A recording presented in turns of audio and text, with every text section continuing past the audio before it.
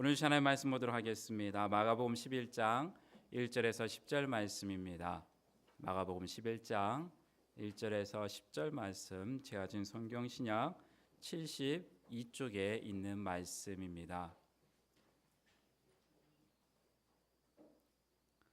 마가복음 11장 1절에서 10절 말씀 우리 한 절씩 교독하겠습니다. 그들이 예루살렘에 가까이 와서 감람산 벳바게와 베다니에 이르렀을 때 예수께서 제자 중 둘을 보내시며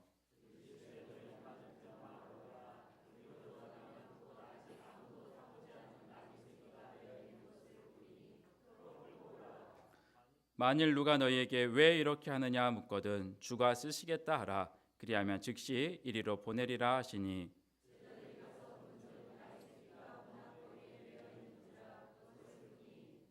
거기 서 있는 사람 중 어떤 이들이 이르되 나귀 새끼를 풀어 무엇 하려느냐 하매 나귀 새끼를 예수께로 끌고 와서 자기들의 겉옷을 그 위에 얹어 놓음에 예수께서 타시니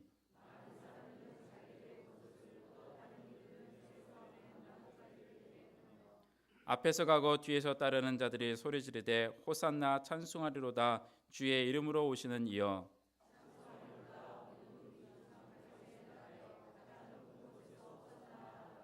아멘. 이 시간 담임 목사님 나오셔서 주가 쓰시겠다면 이란 제목으로 말씀 전해주실 때 은혜 많이 받으시기 바랍니다.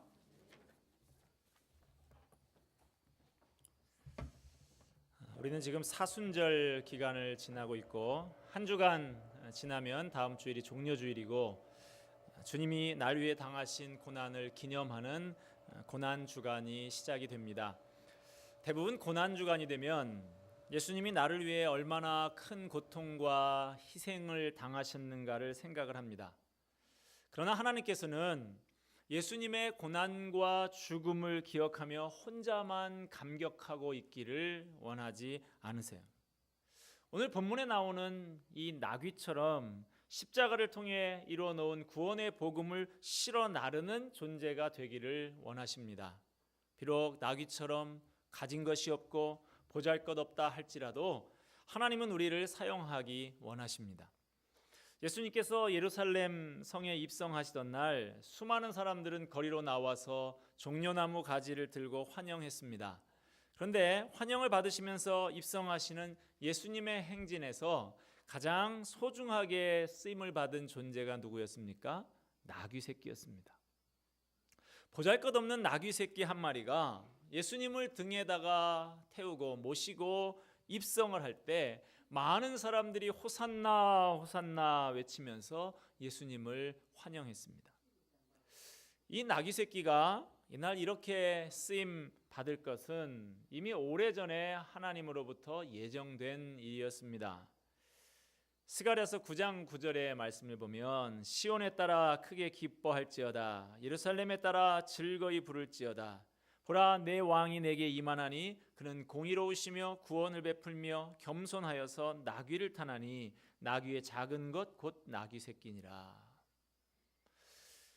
본문의 사건이 일어나기 전 470년 전의 예언입니다. 지금 470년 된 예언이 성취되고 있는 장면이에요. 하나님의 계획이 이 나귀 새끼 한 마리한테까지 정확하게 이루어진다라는 것을 알 수가 있습니다. 그러므로 여기서 우리는 이런 생각을 가져야 됩니다. 하나님께서 나귀 새끼 한 마리를 향해서도 이렇게 계획을 갖고 계셨다고 하면 나와 내 인생을 향해서도 계획을 갖고 계시겠구나. 여러분, 우리는 하나님의 형상대로 지음받은 인생입니다. 하나님께서 우리 인생을 얼마나 소중하게 여기셨는지 우리를 위해 독생자 예수님을 이 땅에 보내주셨습니다. 나를 위해 보내주셨어요. 그 하나님은 저와 여러분을 향한 계획을 가지고 계신 분이세요. 우리는 시시하게 아무 목적도 없이 살다가 죽어버리고 마는 인생이 아닙니다. 예수님을 믿고 하나님의 자녀가 된 우리 한 사람 한 사람을 하나님께서는 너무나 소중하게 쓰실 계획을 가지고 계십니다. 바울 사도는 고린도 교회 성도들에게 보낸 편지에서 이런 말을 썼습니다. 큰 집에는 금과 은의 그릇이 있을 뿐 아니라 나무와 질그릇도 있어 귀 쓰는 것도 있고 천이 쓰는 것도 있나니 그러므로 누구든지 자기를 깨끗하게 하면 귀히 쓰는 그릇이 되어서 거룩하고 주인의 쓰심에 합당하며 모든 선한 일에 예비함이 되리라. 모든 그릇은 저마다 용도가 있어서 쓰임을 받습니다. 그릇이 깨끗하기만 하다면 모든 그릇은 다 쓰임 받을 수가 있습니다. 혹시 여러분 집에 제일 비싼 그릇 얼마짜리가 있으신지 모르겠어요. 값비싼 그릇 갖고 계십니까? 제가 예전에 장충동에 있을 때 아주 우리나라 5번째 안에 드는 고급 빌라에 세 가족이 등록을 하셔서 신방을 갔어요. 엘리베이터도 카드를 꽂아야만 올라가는 그런 엘리베이터를 타고 그 댁에 신방을 갔는데 집안이 무슨 미술관 같아요. 막 그림이 막 멋진 것들이 막 붙어 있고 그런데 그분이 신방 예배를 이제 마치고 차를 대접을 해주시는데 목사님 이건 특별한 잔입니다. 그래요. 그래서 뭐가 그렇게 특별하냐고 가만히 보니까 뭐 금태도 두른 것 같긴 하긴 하던데 이것은 제가 프랑스에서 특별하게 딱 우리나라에 하나밖에 없는 건데 사온 콜렉션인데 이거 사가지고 와서 아직 한 번도 쓰지 않았습니다. 어떤 손님에게도 우리 집도 아무도 안 쓰고 목사님만을 위해서 준비한 잔입니다. 기분이 좋더라고요. 그런데 문제는 그 잔이 그렇게 특별하게 구별된 잔이면 어떻겠어요? 아마 한 1년쯤 지나서 또 한 번 신방 받을 때쯤에나 그 그릇은 또 쓰임 받을 것 같더라고요.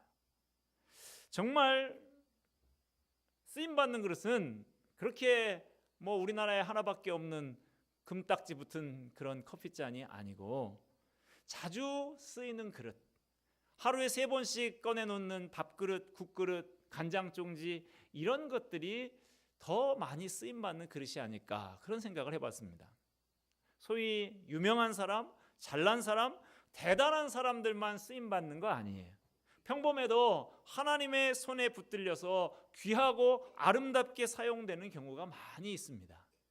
부족하면 부족한 대로, 못나면 못난 대로 여러 가지 문제를 안고 있는 사람이라고 할지라도 누구라도 이 땅에서 귀하게 쓰임받을 수 있어요.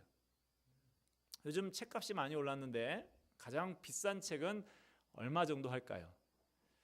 기네스북에 오른 가장 비싼 책은 미국의 조류학자 존 제임스 오더번이 1827년에서 1838년까지 11년 동안이나 걸쳐서 쓴 미국의 새들이라는 4권짜리 책인데요. 놀라지 마십시오. 880만 달러에 팔렸다고 그래요. 한국 돈으로 하면 계산해 보니까 100억 가까이 됩니다. 책 4권에. 우리는 종종 신문에서 별것 아닌 것이 비싸게 팔렸다 하는 그런 기사들을 좀 봅니다. 예를 들면 군인용 배낭이 런던 경매장에서 1,500만 원에 팔렸어요. 엘비스 프레슬리가 사용했다는 이유 때문입니다. 드레스하고 가운이 29억 원에 팔린 것이 있습니다. 영국의 왕비였던 다이애나가 입었던 옷이다라고 하는 이유 때문입니다. 속옷 하나에 5천만 원에 팔렸습니다. 마릴린 먼로가 백만장자와 결혼하는 법이라는 영화를 촬영할 때 입었다라고 하는 이유 때문에 팬티 하나가 5천만 원이에요. 여러분 똑같은 물건이라고 하더라도 누가 쓰느냐에 따라서 가치가 달라집니다. 똑같은 요리사라도 일반 음식점에서 요리하는 요리사와 청와대 식당에서 요리하는 요리사가 다르죠. 운전기사도 대통령의 기사와 보통 사장님 모시는 기사는 다른 것이죠. 누구에게 쓰임받느냐에 따라서 가치가 달라지는 것입니다.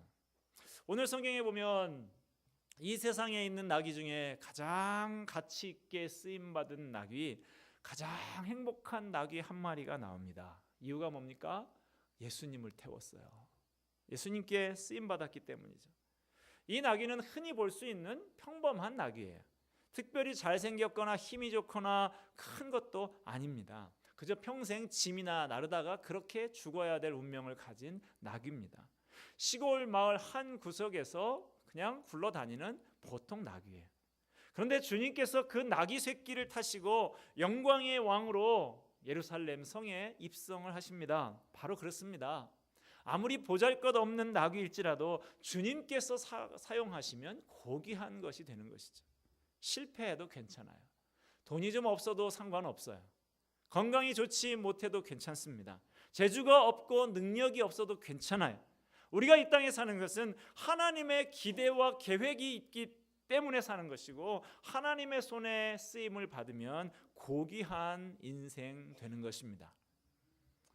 자, 이렇게 주님 앞에 쓰임 받으려면 어떻게 해야 될까요? 오늘 이 쓰임 받는 나귀의 기사를 통해서 우리가 한번 좀 생각해 보기를 바랍니다. 첫째로 주님 앞에 쓰임 받으려면 순종해야 합니다. 오늘 본문 보면 이렇게 시작이 됩니다. 1절에서 3절까지 우리 같이 한번 읽을까요? 시작. 그들이 예루살렘에 가까이 와서 감람산 벳바게와 베다니에 이르렀을 때에 예수께서 제자 중 둘을 보내시며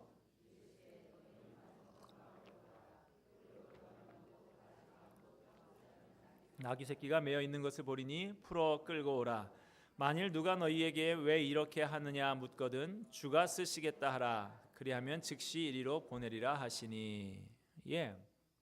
이렇게 말씀하셨어요. 그런데 그 결과가 5절 6절에 나오죠. 거기 있는 사람들이 왜 나귀 새끼를 풀어가냐, 풀어서 뭐 하려고 그러냐 하니까 제자들이 예수님께서 말씀하신 그대로 주님께서 쓰시겠다라고 하니까 허락을 했다라고 하는 것이죠. 아마도 추정하건대 예수님과 이 나귀 새끼의 주인은 생면부지였던 것 같아요. 그런데도 나귀의 주인이 주님이 쓰시겠다라고 하는 이 말 한마디에 끌고 가도록 허락을 했다는 것입니다. 주님 말씀에 순종한 것이죠. 당시 사람들은 다들 가난하게 살았습니다. 나귀 주인에게는 이 나귀가 생계의 수단이에요. 어쩌면 나귀가 전 재산이었을지도 몰라요. 그런데도 선뜻 나귀를 내어주는 순종을 한 것입니다. 나귀 주인이 아마 예수님에 대해서 들었을 거예요.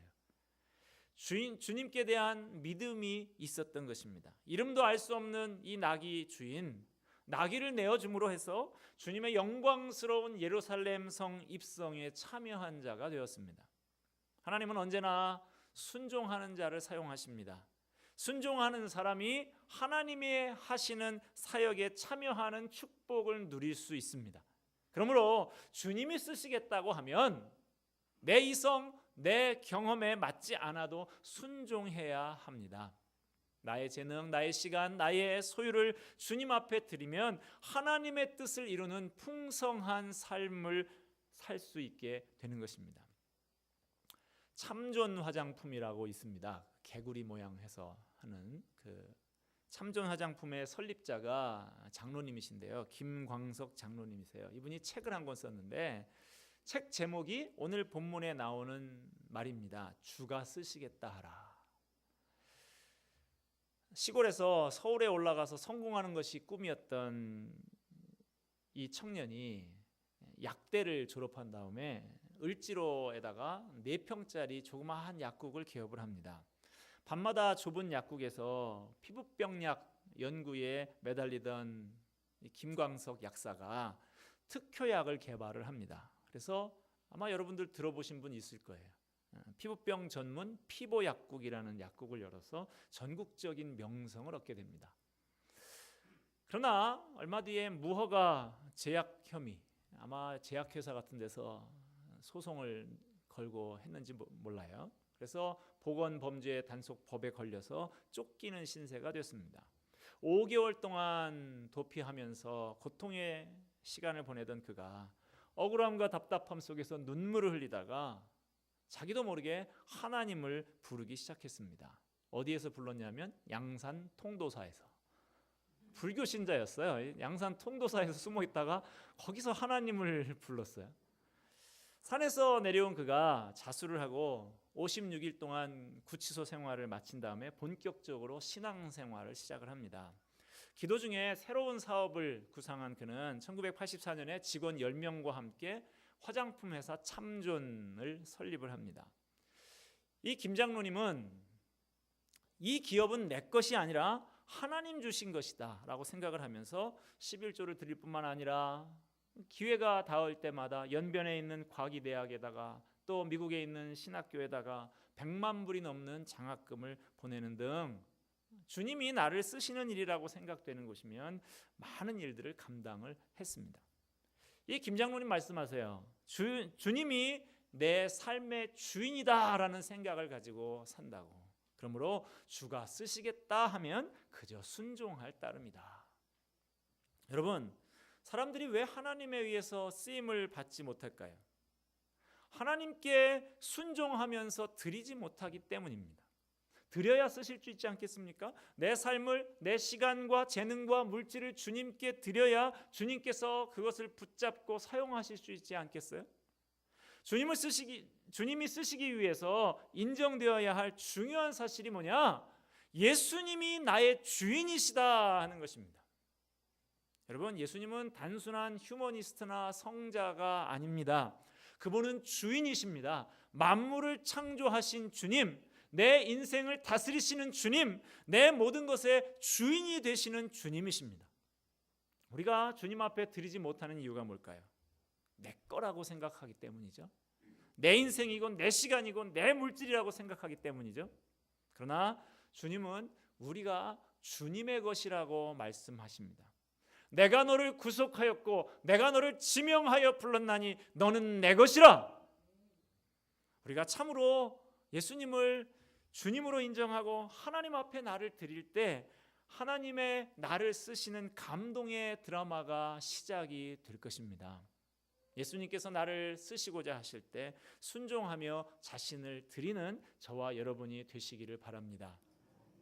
우리는 하나님 아버지의 뜻이라고 하면 죽음조차도 순종하셨던 예수님을 본받아야 됩니다. 예수님의 제자들이 그 예수님의 순종을 본받아서 일생을 하나님 앞에 헌신했습니다. 또 우리의 많은 믿음의 선조들이 예수님의 순종을 본받아서 주님 앞에 헌신했습니다. 작년 여름에 저희 제자 훈련반생들과 함께 마포 양화진에 있는 선교사 묘지에 갔다 왔는데요. 얼마 전에 청년들도 노 목사님하고 함께 다녀오는 것을 제가 봤습니다. 거기 가면 많은 외국인 선교사들의 무덤이 있는데 그 선교사님들의 무덤 한 귀퉁이에 보면 작은 무덤들이 있어요. 봉분이 아주 조그마합니다. 어린 아이들의 무덤이에요. 선교사로 헌신한 그 부모를 따라서 어린 나이에 한국에 와서 전염병과 풍토병에 많은 선교사 자녀들이 생명을 잃었습니다. 그런 순종, 그런 희생 위에 우리 한국 교회가 서게 된 것입니다. 세계 선교 역사 가운데 130년 만에 이렇게 선교의 대국을 이룬 나라가 없어요. 그만한 순종과 그만한 희생이 있었기 때문입니다.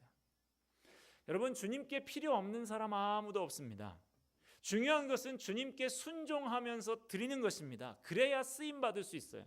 아무리 좋은 음식을 먹여주려고 아이가 그렇게 해도 아이가 입을 벌리지 않으면 소용이 없는 것이죠.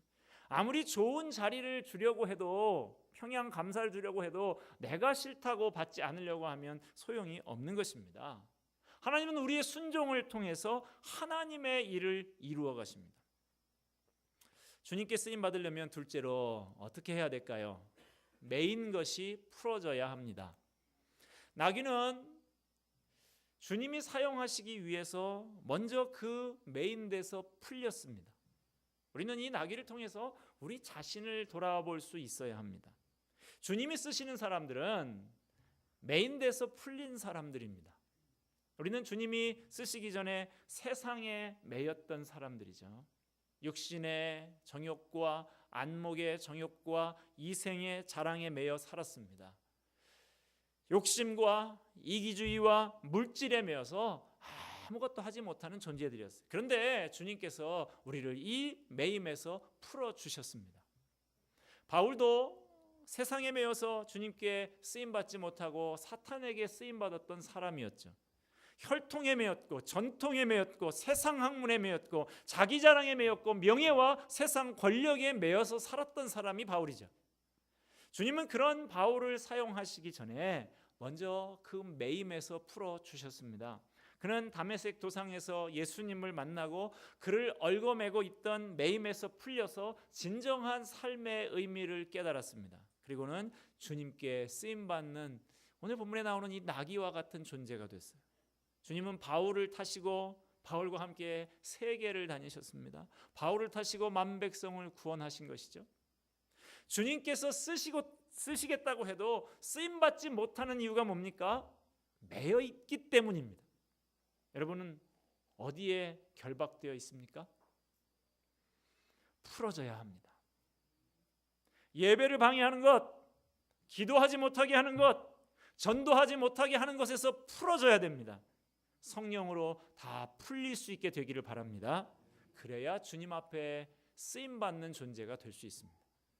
세 번째로 주님께 쓰임받으려면 어떻게 해야 될까요?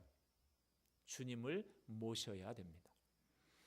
여러분, 예수님이 나귀를 타고 예루살렘 성에 입성하는 장면을 한번 상상을 해보세요. 보잘것없는 나귀였지만 예수님께서 그 위에 타시니까 제자들이 나귀 위에다가 겉옷을 벗어서 그 위에 얹습니다. 그리고 나귀가 걸어갈 때 수많은 사람들이 종려나무 가지를 흔들면서 호산나 호산나 하고 외칩니다. 착각하면 안 돼요. 나귀가 잘나서 겉옷을 얹어준 거 아닙니다. 나귀가 존귀한 존재라서 종려나무 가지를 흔들면서 환영한 것이 아닙니다. 나귀의 등에 주님께서 타셨기 때문이에요. 그런데 보세요. 모든 영광을 주님이 받으시는 것 같지만 그러나 이 나귀도 주님 덕분에 자기도 덤으로 영광을 받습니다. 그렇습니다, 여러분. 비록 우리가 쓸모없는 존재일지라도 허물 많은 존재일지라도 내 등에 주님을 태운다면, 주님을 모신다고 하면, 주님께서 나를 쓰시게 한다고 하면 저와 여러분의 생은 영광의 삶으로 변화될 것입니다. 주님께서 나를 사용하시도록 내 인생의 중심에 주님을 모셔드리기 바랍니다. 주님께서 나를 들어 쓰시고 영광을 누리게 하실 것입니다. 언젠가 한번 말씀드린 기억이 있는 이야기인데요. 요단강 계곡에 나무 세 그루가 있었습니다. 세 나무가 서로의 꿈을 이야기를 해요. 한 나무가 말합니다. 나는 예루살렘 성전의 기둥이 되고 싶어. 많은 사람들이 내가 떠받치고 있는 이 성전에 예배하러 올 거야. 두 번째 나무가 말을 합니다. 나는 지중해의 유람선이 되고 싶어. 많은 사람들이 나를 타고 즐기게 될 거야. 세 번째 나무가 말합니다. 나는 높은 산 위에 있는 큰 나무가 되고 싶어. 사람들이 산에 오를 때 내 그늘 아래서 쉬면서 하늘을 나를 쳐다볼 때마다 저 하늘도 같이 쳐다보는 그런 큰 높은 나무가 되고 싶어. 어느 날 목수들이 와서 이 나무를 다 베었습니다.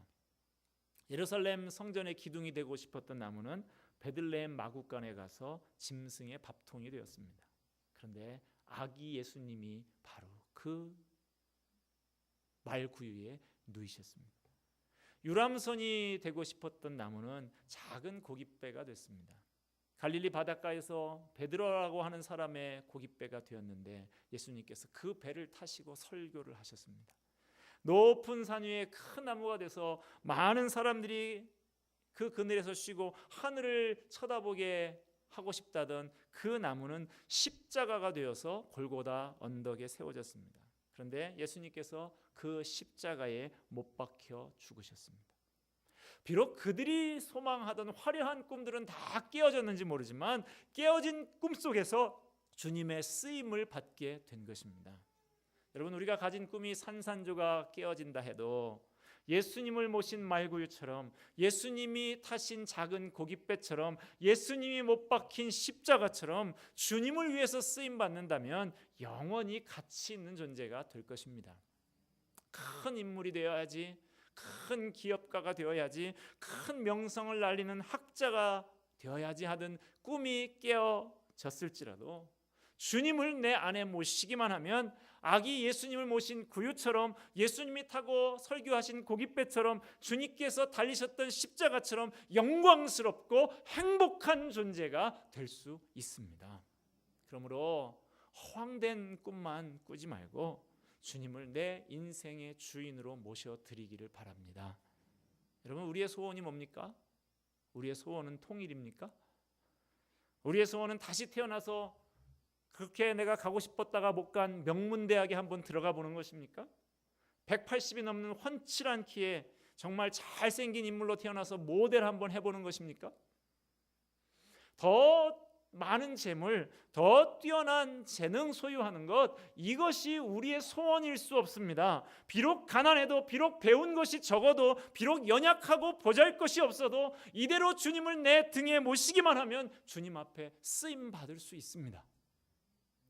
주님께서 내 등에 타시고 주님의 영광을 드러낸다고 하면 얼마나 가치 있는 인생이 되겠습니까? 그러니 더 이상 내게 없는 것, 내게 없는 현실을 가슴 아파하지 마시고 절망하지 마시고 현재 있는 내 모습 그대로 주님 앞에 쓰임받기를 소원하시기 바랍니다. 사랑하는 여러분, 자신은 아무도 거들떠보지 않는 초라한 존재라고 낙심하지 마십시오. 주님께서 들어서 쓰기를 원하십니다. 내 입을 쓰고자 하십니다. 내 손을 쓰고자 하십니다. 내 발을 쓰고자 하십니다. 주님께서 우리를 필요로 하십니다. 주님은 보잘것없는 나귀 새끼 같은 존재도 들어서 타시고 영광을 받으신다는 사실을 기억하시기를 바랍니다. 한때 가졌던 설레는 그 꿈들, 그 꿈이 깨졌다고 낙심하지 마십시오. 큰 꿈을 이루지 못하고 꿈이 산산조각으로 부서졌을지라도 예수님을 모신 구유처럼, 예수님이 타신 나귀 새끼처럼, 예수님이 못 박힌 십자가처럼 주님을 위해서 쓰임 받는다면 우리는 영원히 가치 있는 존재가 될 것입니다. 여러분, 이 시간에 하나님 앞에 자신을 드리십시오. 하나님은 시시한 하나님 아닙니다. 그러므로 하나님께 드려진 저와 여러분의 인생도 결코 시시한 인생이 되지 않을 줄로 믿습니다. 하나님께서 지금 이 자리에 우리를 남겨놓으신 것은 쓰시기 위해서입니다. 오늘 이 시간 저와 여러분을 향해서 주님께서 도전하십니다. 내가 너를 쓰고 싶다. 어떻게 하시겠습니까? 주님을 내 인생의 중심에 모셔드리고 자신을 주님의 도구로 내어드려서 귀하게 쓰임받는 저와 여러분이 되시기를 바랍니다. 말씀을 맺으면서 오래전에 영국에서 있었던 이야기 하나를 해드리고자 합니다. 한 노인이 바이올린을 켜면서 행인들에게 구걸하고 있었어요. 이 사람이 전공자도 아니고 악기를 얼마나 좋은 걸 했겠습니까? 그냥 소위 말하는 깽깽이 소리를 내고 있는 것이죠. 그래서 아무도 거들떠보지를 않습니다. 한 외국 사람이 그 광경을 지나다가 보고 그 노인이 너무나 초라하고 불쌍해 보여서 그 노인에게 그 바이올린 내가 한번 좀 만져봅시다 해요. 이 노인이 그러자라도 손도 시렵고 해서 이 외국인에게 맡겼습니다. 근데 이 사람이 활을 들더니 연주를 시작하는 거예요. 지나가던 행인들의 발길이 멈추기 시작합니다. 한 푼 두 푼 모인 그 모자 위에 돈이 수북하게 쌓였다 그래요. 많은 사람들이 운집을 했는데 군중 속에서 야 파가닌이다 하는 소리가 들렸다 그래요. 전설의 바이올리니스트 이태리 사람이었죠. 파가니니가 거기에 있었던 거예요. 똑같은 악기였습니다.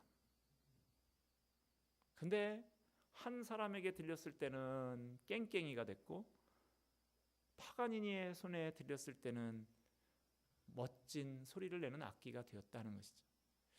우리들이 유명한 스트라디바리우스 같은 그런 명기가 아니라 할지라도 우리가 주님께 순종해서 우리 주님께 자신을 드리고 주님께서 우리를 연주하기 시작하면 참 아름답고 고귀한 화음이 우리를 통해서 연주될 수 있는 것입니다.